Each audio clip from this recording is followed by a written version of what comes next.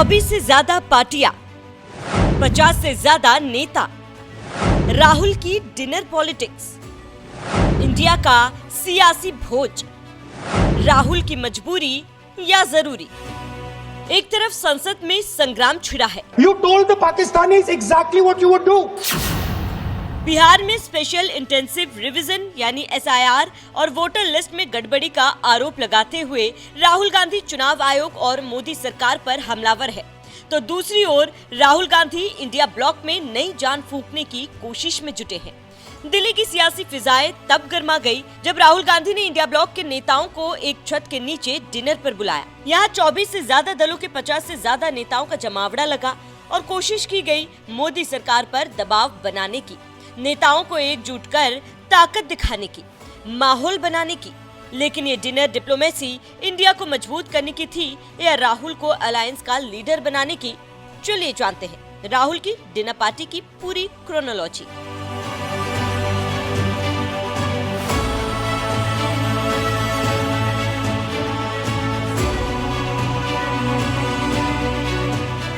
कांग्रेस को कोसने वाली TMC हो या दिल्ली में लुटिया डुबोने वाली आप, राहुल ने डिनर पर बुलाया तो विपक्षी दल एकता की हुंकार भरता दिखा। डिनर के बाद तमाम दलों के नेताओं ने साथ बैठकर आगामी रणनीतियों पर बात की, जिसमें तय हुआ कि सब मिलकर SIR का मुद्दा उठाते रहेंगे, विरोध जारी रहेगा। SIR पर संसद में चर्चा की मांग जारी रहेगी। उपराष्ट्रपति पद के लिए उम्मीदवार का नाम आगे बढ़ाएंगे। बिहार में वोटर लिस्ट के मुद्दे को RJD कांग्रेस साथ उठाएंगे। इसके साथ साथ राहुल गांधी की ओर से उठाए गए चुनावी धांधली मामले को SIR के साथ जोड़कर उठाया जाएगा, ये भी तय किया गया। वरिष्ठ नेतागण जैसे शरद पवार साहब, कर्नाटक के मुख्यमंत्री सिद्धरामैया साहब, महाराष्ट्र के पूर्व मुख्यमंत्री उद्धव ठाकरे जी, बिहार से तेजस्वी यादव जी, जम्मू कश्मीर के पूर्व मुख्यमंत्री फारूक अब्दुल्ला साहब और कई ऐसे हमारे महान और वरिष्ठ राजनीतिक नेतागण उपस्थित हैं। बहुत सकारात्मक माहौल है, बहुत एक संवाद का माहौल है, एक अच्छा माहौल है। जिस प्रकार से हमने सदन के अंदर एकजुट होकर जनहित में, देश हित में सरकार को कटघरे में रखा, सरकार से अहम सवालें पूछे, आज वो ही संवाद, दोस्ती और भाईचारा का माहौल हमें राहुल गांधी जी के निवास में दिखाई दे रहा है।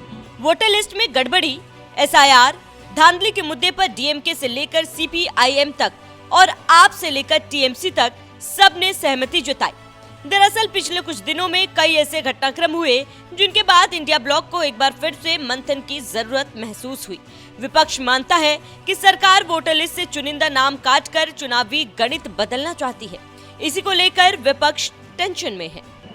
वोटर लिस्ट में जिस प्रकार से फर्जी नाम आते हैं, फर्जी वोटिंग होती है, सबूत समेत उन्होंने उदाहरण कई दिए और उस विषय में बहुत से दलों के नेतागण के मन में प्रश्न थे। बातचीत उस पर भी अब हो रही है और कुछ सबूत जो राहुल गांधी जी ने आज दोपहर के संवाद वेल में सबके सामने प्रकाशित किए, उन्हीं सबूत को आज हमारे नेतागण के बीच में भी वो प्रस्तुत कर रहे हैं। मैं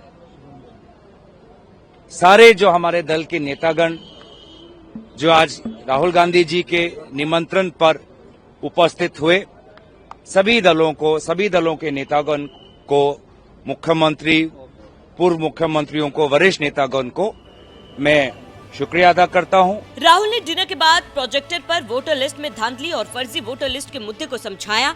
राहुल गांधी ने एक विस्तृत प्रेजेंटेशन के जरिए विपक्षी नेताओं को ये बताया कि किस तरह से वोटिंग प्रक्रिया में फर्जीवाड़ा किया गया।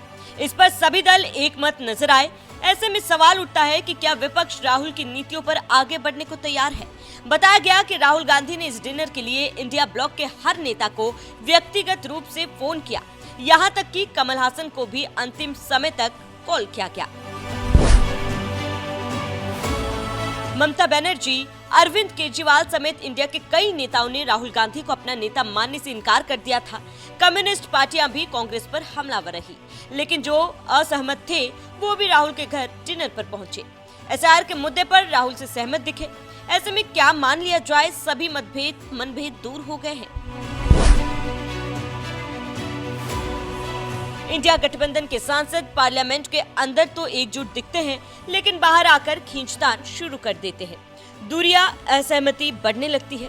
टीएमसी जहां बंगाल में कांग्रेस और कम्युनिस्ट पार्टियों को अपना धुर विरोधी मानती है, तो आप दिल्ली में कांग्रेस से दूर ही रहना चाहती है।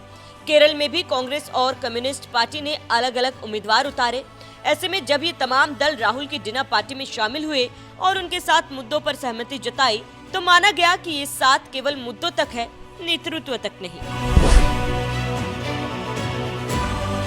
इससे पहले इंडिया ब्लॉक की ऐसी बैठक 1 साल पहले जून 2024 में हुई थी। ये बैठक कांग्रेस अध्यक्ष मल्लिकार्जुन खड़गे के आवास पर हुई। बहरहाल इंडिया ने एकजुटता, मोदी सरकार के खिलाफ माहौल बनाने के लिए पूरी कोशिश की गई, लेकिन सवाल ये है कि विपक्ष की ये एकता दिखावा है या सियासी मजबूरी या फिर सिर्फ चुनावी। तमाम सवालों का जवाब तो वक्त के साथ ही मिलेगा। आप इसे कैसे देखते हैं, हमें कमेंट कर जरूर बताएं।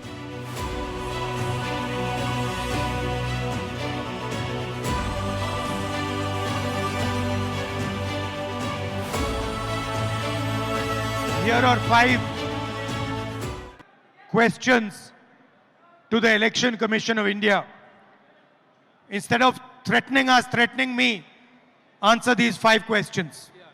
Number 1, why are you not giving voter lists in digital machine readable format to the people of India? Number 2, why are you destroying video evidence? Number 3, why is ECI committing massive fraud in the voter lists? Number 4, why is ECI threatening opposition instead of answering our questions? And finally, why is ECI behaving like an agent of the BJP? चुनाव आयोग हिसाब दो, BJP और चुनाव आयोग जवाब दो, BJP और चुनाव आयोग हिसाब दो। प्रजातंत्र जिंदाबाद, संविधान बचाओ, संविधान बचाओ, संविधान बचाओ।